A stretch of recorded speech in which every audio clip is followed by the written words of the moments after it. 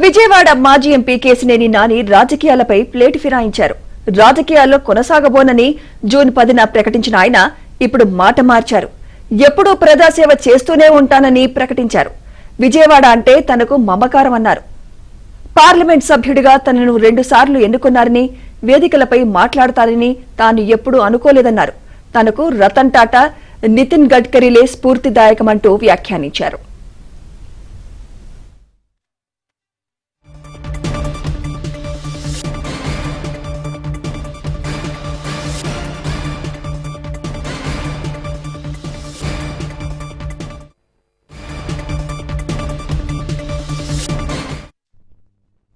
నిస్వార్థంగా పనిచేసినటువంటి వ్యక్తి నాకు స్ఫూర్తి. ఒక రతన్ టాటా గారు నాకు స్ఫూర్తి, ఒక గడ్కరీ గారు నాకు స్ఫూర్తి. ఎందుకంటే ఈ విజయవాడ ప్రాంతానికి నాకు ఏదైనా చేసినటువంటి వ్యక్తులు అంటే రతన్ టాటా గారు 265 పంచాయతీలు 400 గ్రామాలకి అంగన్వాడీ బాగు చేయించాడు. నేను అడగంగానే 2 రోజులు వచ్చి విజయవాడ నా కోసం అన్నాడు.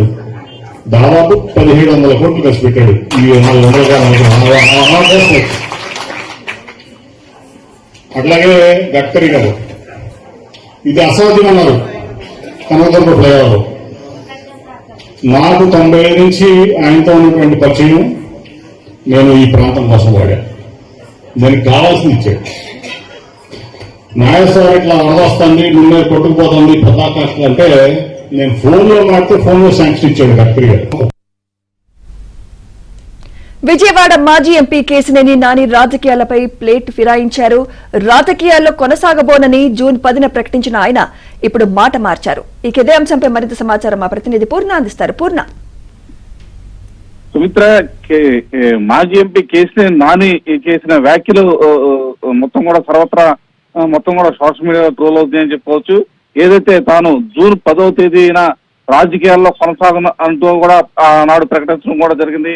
అదే మళ్ళీ ప్రస్తావిస్తూ, కానీ నేను ఎప్పుడు కూడా ప్రజా సేవ చేస్తూ ఉంటాను, విజయవాడ అంటే నాకు పిచ్చి మమకారం కూడా ఉంది అని కూడా ఆయన వ్యాఖ్యానించడం కూడా జరిగింది. ఏదైతే ఎన్టీఆర్ విజయవాడ పార్లమెంట్ పరిధిలో పలు ప్రాంతాల్లో ఆయన మొన్న ఇటీవల కాలంలో అనేక ప్రాంతాల్లో ఆయన పర్యటించడం జరిగింది. ప్రధానంగా చూస్తే కనుక గొల్లపూడి, తిరువూరు, నందిగాం ప్రాంతాల్లో అక్కడ పెద్దలతో మాటా మంత్రి కూడా కలపడం కూడా జరిగింది. అక్కడ ఎంతసేపు తాను విజయవాడకి చాలా పనులు చేశాను, విజయవాడకి చాలా అభివృద్ధి బాటలో పయనించడానికి నేను ఎంతో దోహదపడ్డానంటూ కూడా ఆయన చెప్పడం కూడా జరిగింది. ఇటువంటి అభివృద్ధి కార్యక్రమాలు చేయడానికి కేంద్రంలో ఉన్న నితిన్ గడ్కరీ అలాగే టాటా ట్రస్ట్ నుంచి ఎన్నో సహాయ కార్యక్రమాలు కూడా అందించాను, అలాగే ప్రజలు కూడా ఎంతో సేవ చేశానని కూడా చెప్పడం కూడా జరిగింది. అయితే ఈ వీడియోలన్నీ కూడా గత 2 రోజులుగా సోషల్ మీడియా ట్రోల్ అవుతుంటూ మొత్తం కూడా అత్యంత ప్రాధాన్యత సంతరించుకుందని చెప్పుకోవచ్చు. అయితే ఆయన చేసిన వ్యాఖ్యలు చూస్తే కనుక ఆయన మళ్ళీ బ్యాక్కి వచ్చే అవకాశం ఉందని కూడా చాలా మంది రాజకీయ విశ్లేషకులు అయితే భావిస్తున్న పరిస్థితి నెలకొంది. ఎందుకంటే ఆయన చేసిన మాటలు మళ్ళీ వెనక్కి రోల్ బ్యాక్ తీసుకునే అవకాశం కూడా ఉందని చెప్పి కూడా రాజకీయ పరిణితి చెందిన వాళ్ళంతా కూడా చెప్తున్న పరిస్థితి నెలకొంది. అయితే కేశినేని నాని ఎందుకు ఇలా వ్యాఖ్యలు చేశారన్న దాని మీద కూడా సర్వత్రా ఆసక్తి అయితే నెలకొందని చెప్పుకోవచ్చు. ఎందుకంటే అటు విజయవాడ పార్లమెంట్ నుంచి 2 సార్లు గెలుపొందిన కేశినేని నాని ఈ గత కొంతకాలంగా స్తబ్దతగా ఉన్న పరిస్థితి నెలకొంది. కానీ గత వారం రోజుల నుంచి ఆయన అనేక ప్రాంతాల్లో తిరుగుతున్న నేపథ్యంలో మొత్తం కూడా ఈ అంశం తీవ్ర సంచలనం అయితే కలిగించిందని చెప్పుకోవచ్చు. Sumitra. Right, thank you Purna.